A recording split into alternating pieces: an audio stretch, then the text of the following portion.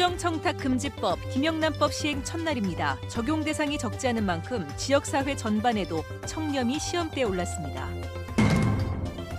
김영란법 시행으로 식당과 유통업체 등에서도 달라진 모습을 보이고 있고 대응책 마련에 고심입니다. 대구 모녀 변사 어린이 실종 사건을 수사 중인 경찰이 낙동강에서 류정민 군으로 보이는 시신 한 구를 발견했습니다. 농촌에서도 빈익빈 부익부 현상이 갈수록 심각해지고 있습니다. 급속한 고령화로 농사 규모의 차이가 커지면서 소득 양극화로 이어지고 있다는 분석입니다. 여러분 안녕하십니까? 대구 경북 소식 전해드립니다. 앞서서도 관련 보도가 많았습니다만 부정청탁금지법, 이른바 김영란법이 오늘부터 시행되면서 우리 지역사회에도 많은 변화가 예상됩니다. 고급 식당들이 값을 내린 메뉴를 개발하거나 업종 변경을 검토하는 등 관련 업계에서는 확실히 이전과 다른 분위기가 나타나고 있습니다. 권윤수 기자가 취재했습니다. 대구 모 구청 근처에 있는 횟집. 20년 넘게 영업 중인 식당 주인은 이달 직원들에게 월급을 주기 위해 은행 대출을 받아야 했습니다.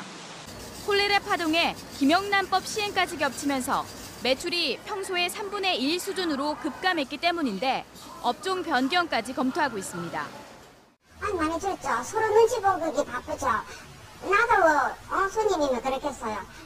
김영란법 때문에 누가 서로 눈치 보고 내가 살게 하는 사람도 없고. 시청 주변의 한 횟집은 장사가 너무 안 돼 보름 전쯤 문을 닫았습니다. 공무원과 공직자들이 식사할 때 조심하는 경향이 두드러지면서 주로 관공서 주변 식당들이 휴업하거나 폐업하는 사태가 속출하고 있습니다. 돌파구를 찾다 값을 내린 메뉴를 개발한 식당도 있습니다. 1인당 25,000원짜리 코스 요리를 만들어 김영란법 걱정 없이 편하게 드세요라는 문구까지 내걸었습니다. 당장 골프장에서는 예약이 줄었습니다. 대구에서 접근성이 아주 좋은 한 골프장 예약 사이트에 접속했더니 평소 같으면 예약이 폭주하는 가을철임에도 휴일에 9팀이 비어있는 등 변화가 나타나고 있습니다. 원래는 안 났는데 이제 조금 낮긴 한데 이렇게 나와있지도 않거든요.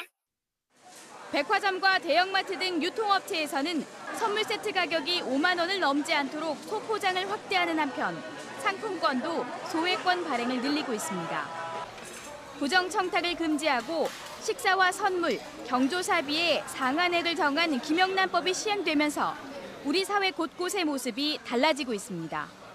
MBC 뉴스 권윤수입니다.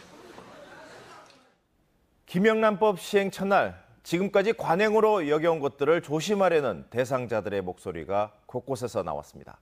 계속해서 양관희 기자가 보도합니다. 김영란법 시행 첫날, 공직사회는 몸살이기에 나섰습니다. 대구시청 구내식당에는 평소보다 많은 직원으로 장사진을 이뤘습니다.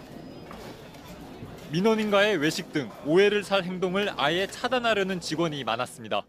이제는 민원인이 오시면은 구내에서 같이 식사를 하면서 업무도 협의를 하고 논할 수 있는 그런 좋은 기회가 될 수 있지 않겠나.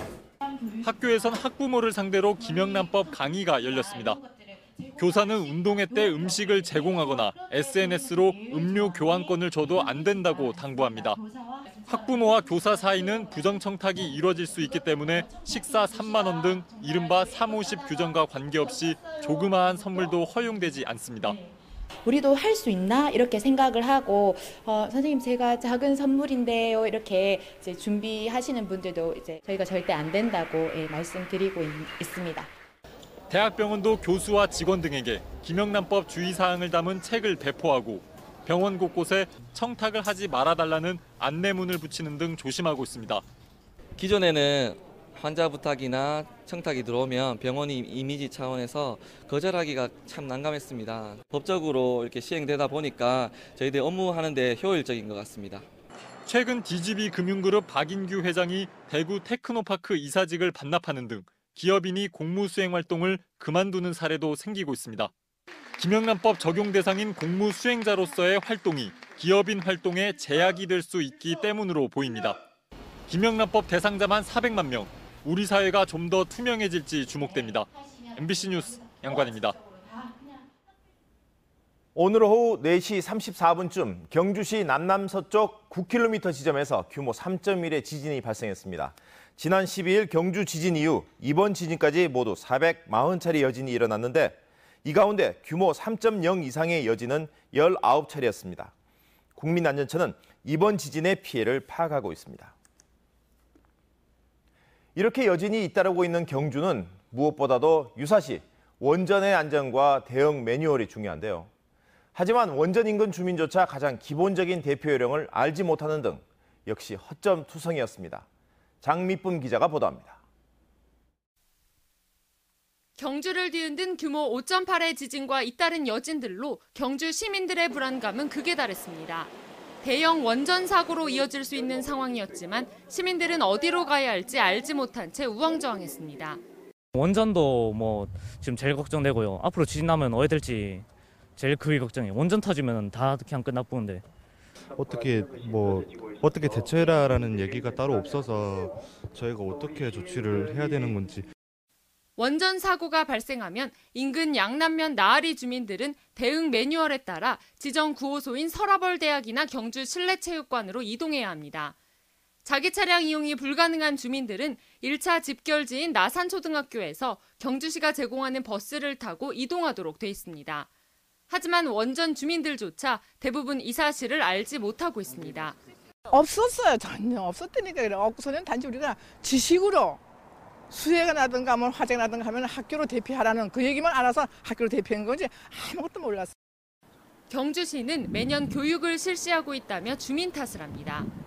이런 또 재난이라든가 이제 닥치니까 또 이런 또 관심도 갖게 되고 그동안 이제 지진이나 이런 것이 뭐 안전지대라고 시민들이 믿고 계셨기 때문에 또 그런 부분도 없지 않나. 대피 매뉴얼도 주민들을 어떻게 안전지대로 옮길지 등 실무적인 내용은 빠진 채 행정 절차에만 치중됐다는 지적도 나옵니다. 사고가 날 수가 없다. 그러니까 여기에 대한 염려하지 말고 걱정하지 말아라. 만약에 어떤 사고가 있을 때는 우리가 대피하라 하고 우리가 차에 태워서 다른 데 이동하겠다. 단 이런 말만 들었지. 이뿐만이 아닙니다.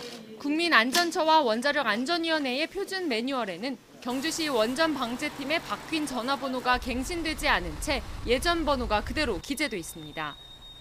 이번 지진을 통해 원전 사고에 대비한 대응 매뉴얼의 중요성이 커지고 있지만 현실은 허술하기 짝이 없습니다.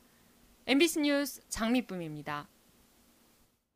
경북공무원교육원이 재난시 현장 대응력을 높이기 위해서 지진 대응과 같은 재난과 안전관리 교육을 확대 시행합니다. 재난안전기본교육과 실습교육과정을 3차례에서 4차례로 늘리고 이달부터 모든 교육과정에 재난대응 교육을 필수 과목으로 편성했습니다. 경주 지진 피해 지역을 현장 교육장으로 활용해 교육생들에게 복구 지원 활동과 주민공감 체험 교육도 실시할 예정입니다. 철도노조 파업으로 포항공단의 물류와 지역 승객 수송에도 차질이 빚어지고 있습니다. 포스코는 파업이 장기화될 경우 운송 방식을 철도에서 육로와 해상으로 전환하기로 했습니다. 임재국 기자가 보도합니다. 포항공단의 철강 제품과 원료를 주로 운송하는 포항계동역입니다. 철도노조 파업이 시작되면서 화물열차 운행이 크게 줄었습니다. 하루 14차례 오가던 화물열차가 지금은 6차례만 화물을 운송해 운행률이 절반 이하로 떨어졌습니다. 화물열차 운행에 차질을 빚으면서 이곳 계동역에는 운송하지 못한 철강 제품이 쌓여가고 있습니다. 철강 제품을 운송하는 역으로서 들어오는 물량보다 나가는 물량이 많기 때문에 물류 발송하는데 많은 차질을 갖고 있습니다. 철도 파업에 따라 포스코는 당장 물류 차질은 없지만 대책 마련에 나섰습니다. 하루 1000여 톤의 철강 제품과 500여 톤의 원료를 철도로 운송하던 것을 다른 방식으로 전환할 예정입니다. 철도 파업과 관련해서 현재 포스코는 원료 수급, 제품 출하 등에 전혀 영향이 없는 상황이나 장기화될 경우 육송, 해송으로의 전환을 검토해 나갈 계획입니다. 한편 승객 열차의 경우 포항 서울 간 KTX는 평소대로 운행하고 있지만 포항 동대구 간 무궁화호는 4편 중 2편만 정상 운행하고 있습니다. MBC 뉴스 임재욱입니다. 파업 이틀째를 맞고 있는 대구 지역의 민주노총 공공운수노조 조합원 4천여 명이 오늘 대구 반월당 내거리에서 성과 연봉제와 저성과자 퇴출 저지를 위한 1차 총파업 결의대회를 열고 새누리당 대구시당과 대구 고용노동청에서 항의 집회를 벌였습니다. 전국적으로 18만 명이 동참한 노동계의 이번 파업으로 KTX를 제외한 일반 열차의 운행률은 평소의 60%, 화물 열차는 30% 수준으로 줄었습니다. 농촌에서도 빈익빈 부익부 현상이 갈수록 심각해지고 있습니다. 급속한 고령화로 농사 규모의 차이가 커지면서 소득 양극화로 이어지고 있다는 지적입니다. 김건엽 기자입니다. 농가 사이에서도 소득 격차가 크게 벌어지는 농촌 내 소득 양극화가 최근 들어 더욱 심해지고 있습니다. 지난 1년간 120만 원도 못 번 저소득 농가는 13.5%로 5년 전 조사 때보다 2.9%포인트 증가했습니다. 5천만 원 이상 고소득 농가의 비중도 높아졌습니다. 5천만 원에서 1억 원 미만은 0.6%포인트, 1억 원 이상은 0.5%포인트 늘어났습니다. 농촌에서 소득 양극화가 심각한 것은 무엇보다 급속한 고령화 때문입니다. 농림부가 고령인구 비율은 37.8%로 전체 가구 고령인구 비율 13.2%보다 2.9배 높게 나타났습니다. 농가 인구가 전체 인구보다 고령화 비율도 높고 진행 속도도 빠른 것으로 나타났습니다. 이런 고령화가 농사 규모의 차이를 불러오고 결국 양극화로 이어지고 있다는 분석입니다. 실제로 경작 면적이 0.5헥타르가 안 되는 영세 농가가 이전보다 4.6%포인트 증가했고 이들의 92% 이상이 1년에 농축산물 1,000만 원어치도 못 파는 것으로 나타났습니다. 농가들이 조직화할 필요가 있는 것 같습니다. 하나는 경영비를 절감할 수 있는 그런 측면이 있고 또 하나는 경 측면에 경쟁력을 가질 수 있는 그런 유리한 측면이 있다고. 또 고령 친화형 작물 보급과 협동조합을 통한 소규모 농가의 판로 확대 등 소득 증대 선순환 구조의 정착이 필요합니다. MBC 뉴스 김건엽입니다. 대구 모녀 변사 사건과 관련해 실종된 11살 유정민 군을 찾기 위해 경찰이 대대적인 수색을 벌여왔는데요. 오늘 오전 낙동강에서 류군으로 추정되는 시신이 발견됐습니다. 김은혜 기자가 보도합니다. 오늘 오전 11시 40분쯤 대구 달성군 낙동강 삼운진교 하류 2km 지점에서 10살 전후로 보이는 남자아이가 숨진 채 발견됐습니다. 강 부유물 더미에서 발견된 시신은 밝은색 상의와 검은색 하의를 입은 상태였습니다. 경찰은 지난 15일 어머니와 함께 집을 나선 11살 유정민 군과 체격과 옷차림이 비슷해 동일 인물로 보고 있습니다. 푸른색 운동화를 착용하고 모자와 하의는 검은색, 어두운 색, 상의는 밝은색, 그리고 부패가 심하여 얼굴을 알아볼 수 없을 정도입니다. 시신이 발견된 곳은 지난 20일 유군의 어머니 52살 조모 씨가 숨진 채 발견된 곳에서 10km가량 떨어진 곳입니다. 지난 20일 류군의 어머니가 낙동강 변에서 하루 뒤 누나가 집에서 숨진 채 발견된 가운데 류군이 실종돼 경찰이 낙동강과 금호강, 류군 집 주변 등을 일주일째 수색해왔습니다. 경찰은 부검과 DNA 검사를 통해 시신의 신원을 확인하는 한편 정확한 사건 경위를 더 수사할 방침이지만 사건 당사자들이 모두 숨져 정확한 원인을 밝히기는 어려울 것으로 보입니다. MBC 뉴스 김은혜입니다. 실종 아동을 찾지 못하는 사례가 적지 않은 것으로 나타났습니다. 더불어민주당 소병훈 의원이 경찰청으로부터 받은 국감 자료에 따르면 지난해부터 올 8월까지 전국에서 225명의 실종 아동을 찾지 못하고 있는 것으로 조사됐습니다. 같은 기간 대구에서 14명, 경북에서는 9명의 실종 아동의 행적을 찾지 못했습니다. 더불어민주당 이원욱 의원의 국토교통부 국감 자료에 따르면 지난해 전국 109개 공기업이 채용한 8,904명 가운데 지역 인재는 1,138명으로 전체의 13.6%를 차지했습니다. 지역별로는 부산이 27%로 가장 높았지만 대구는 16.5%, 경북은 9.7%로 세종시와 강원 다음으로 낮았습니다. 특히 올 들어 지역 공기업의 지역 인재 채용 비율은 더 낮아져 대구는 13.2%를, 경북은 7.4%만 충원한다는 방침입니다. 문재인 전 더불어민주당 대표가 오늘 대구 지하철 화재 참사 현장인 중앙로역 기억의 공간을 찾아 국민 안전을 지키기 위해 자연재난과 사회재난에도 정부가 적극적으로 대응해야 한다고 강조했습니다. 또 참여정부가 대형 재난에 대비하기 위한 표준 매뉴얼을 만들었지만 현 정부가 이를 폐기하고 사용하지 않고 있어 대형 재난에 체계적으로 대응하지 못하고 있다고 주장했습니다.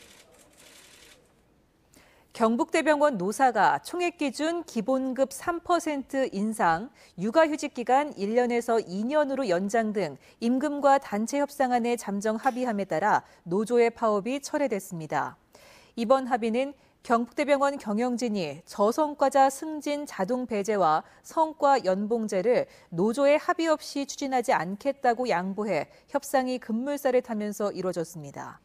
이에 따라 경북대병원의 모든 진료가 오전부터 차질 없이 이뤄졌습니다. 대구지방검찰청 강력부는 오늘 삼성 라이온즈 투수인 안지만을 국민체육진흥법 위반 혐의 등으로 불구속 기소했다고 밝혔습니다. 안지만은 지인이 불법 인터넷 도박 사이트를 개설하는데 1억 6천여만 원을 대준 혐의를 받고 있습니다. 안지만은 검찰 조사에서 지인이 음식점을 차리는데 돈을 빌려준 것이라는 취지로 진술하며 혐의를 부인한 것으로 전해졌습니다. 지금까지 대구 경북 소식이었습니다. 시청해주신 여러분 고맙습니다.